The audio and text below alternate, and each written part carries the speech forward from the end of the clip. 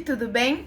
Meu nome é Natasha e junto com a Carol, a Júlia e a Letícia, vamos explicar um pouquinho mais sobre a regulação hormonal no metabolismo energético. A gente vai focar em 4 hormônios principais: a insulina, o glucagon, a adrenalina e o cortisol. Mas o que seriam esses hormônios? Vamos dar uma olhada mais aprofundada? Bom, os hormônios, eles são pequenas moléculas ou proteínas produzidas por células em um tecido. Elas vão ser liberadas na circulação e transportadas para outros tecidos, onde por meio de receptores vão produzir mudanças na atividade celular. Ao observarmos o metabolismo energético, os ajustes feitos que mantêm a concentração de glicose sanguínea a 45 envolvem os hormônios insulina, glucagon, adrenalina e cortisol. Vamos estudá-los com mais detalhes? A insulina. Vamos estudar um pouquinho sobre a produção, como a insulina é produzida. A insulina ela é um hormônio peptídico formado por 2 cadeias polipeptídicas unidas por 2 ligações de disulfeto. Os hormônios peptídicos, como a insulina, são produzidos nas ilhotas de Langerhans. E cada tipo celular da ilhota produz um único hormônio. A insulina é produzida pelas células beta. Então, para a produção da insulina, ocorre a síntese de um pré e de um pró-hormônio. Primeiro, o peptídeo sinal é clivado para produzir a pró-insulina de cadeia única. Logo em seguida, ocorre a formação de pontes disulfídicas e a excisão do peptídeo C, que é um conector.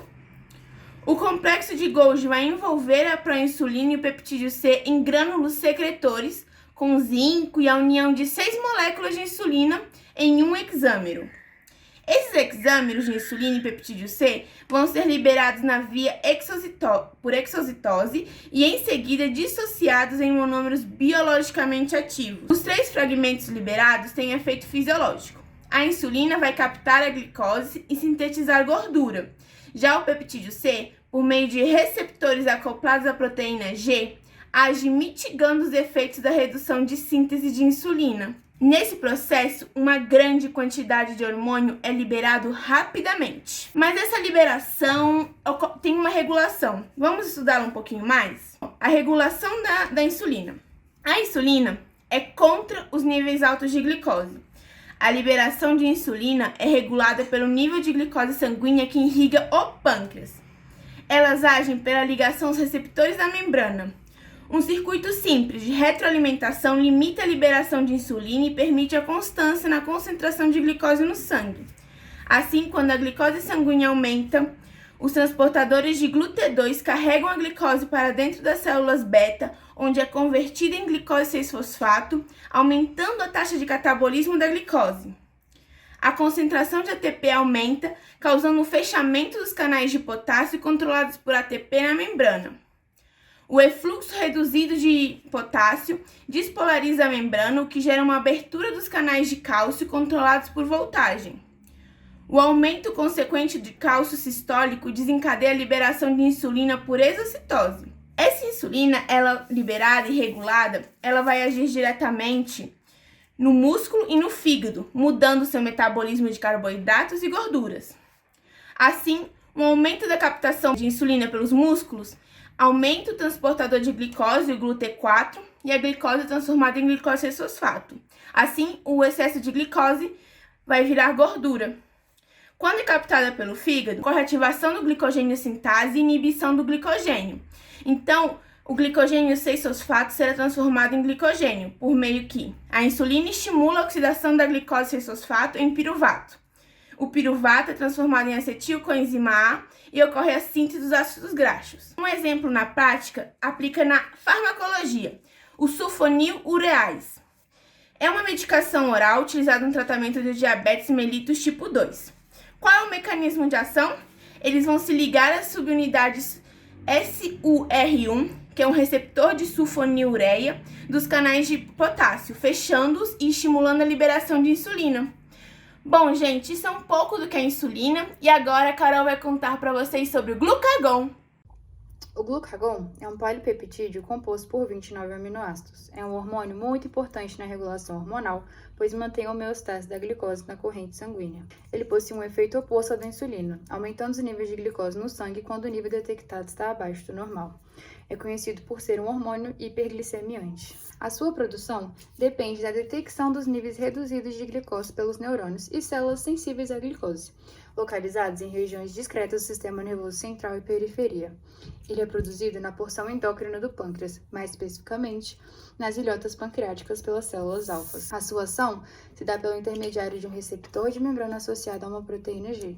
Essa proteína G se dissocia em subunidades e ativa a proteína GS, que irá ativar a enzima adenilato ciclase, transformando ATP em AMP cíclico. O AMP cíclico ativa o pKa. Esse AMP cíclico é o monofosfato de adenosina cíclico, um segundo mensageiro intracelular, com um forte mecanismo amplificador.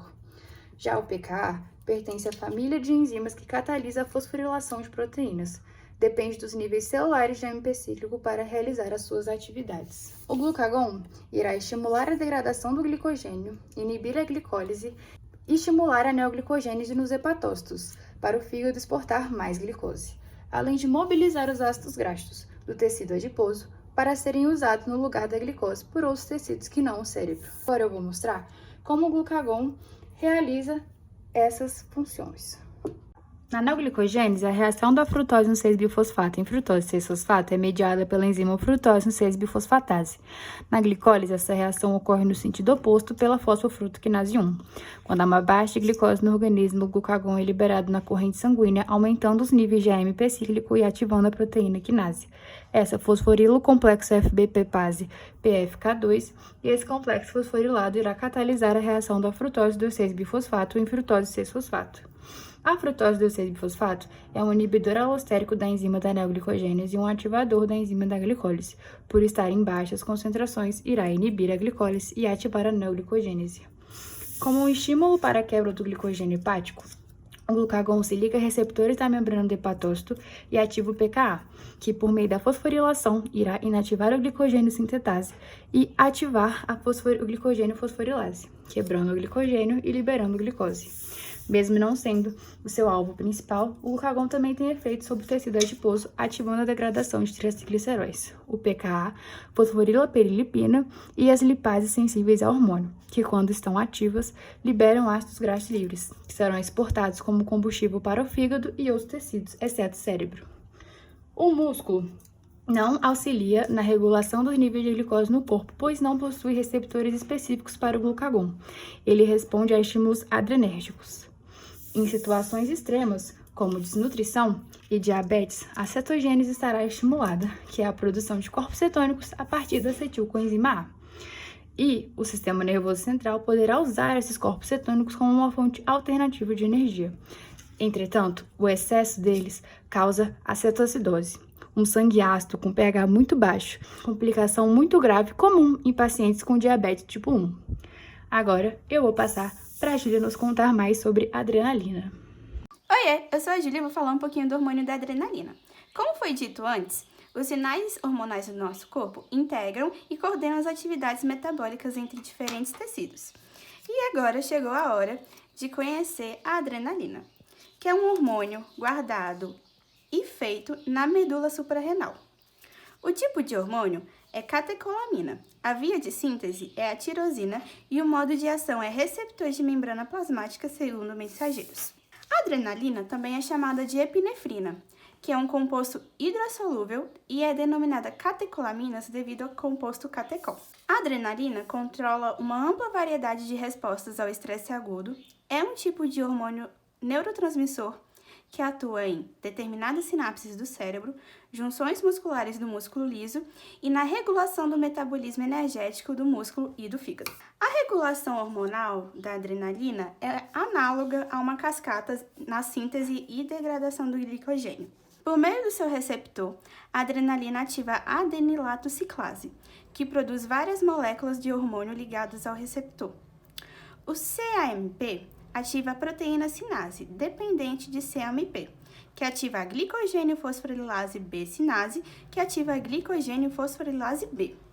Ou seja, aqui ocorre uma amplificação do sinal. Uma molécula de adrenalina pode provocar a produção de várias moléculas de glicose 1-fosfato a partir do glicogênio. A produção de adrenalina pode ser estimulada diante de situações de medo, estresse, alerta, dentre outras situações. E quais são os efeitos da adrenalina? O aumento de batimentos cardíacos, o aumento da pressão arterial e da produção de suor, cérebro em estado de alerta, dilatação das pupilas e abertura dos brônquios pulmonares, aceleramento da frequência da respiração e fluxo sanguíneo para os músculos, e o estímulo de produção de energia pela transformação do glicogênio e gordura em açúcar.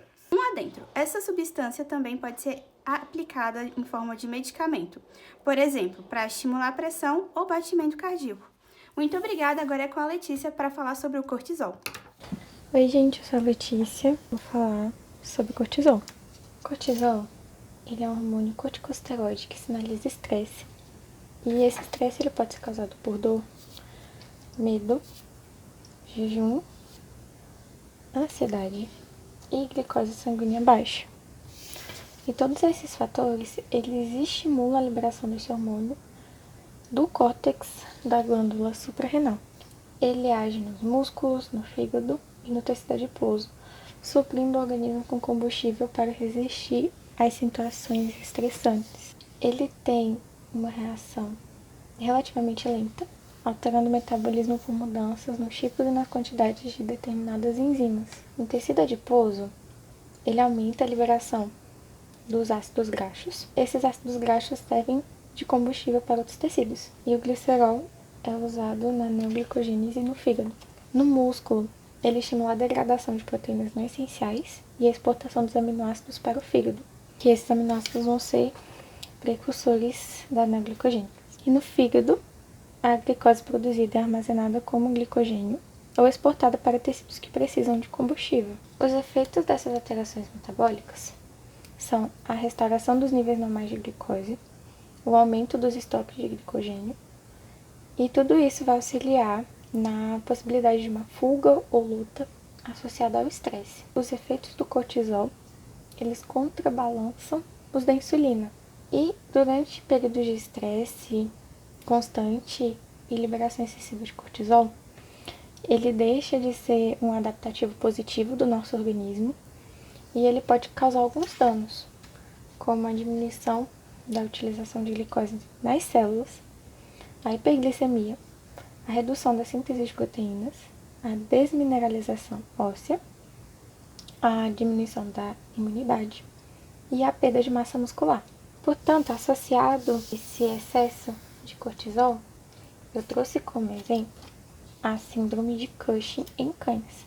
Essa síndrome, ela tem origem na hipófise, nas adrenais ou na ingestão exagerada de glicocorticoides. E tudo isso acarreta na produção excessiva de cortisol. Alguns sinais clínicos dessa doença são o aumento da ingestão de comida e água, o aumento do peso, fraqueza muscular, entre outros. Alguns cães podem desenvolver diabetes mellitus. Algumas alterações nos exames podem ser a hiperglicemia moderada, a hiperlipidemia e a ureia e a creatina reduzida. É isso, gente. Muito obrigada por assistir nossa aula.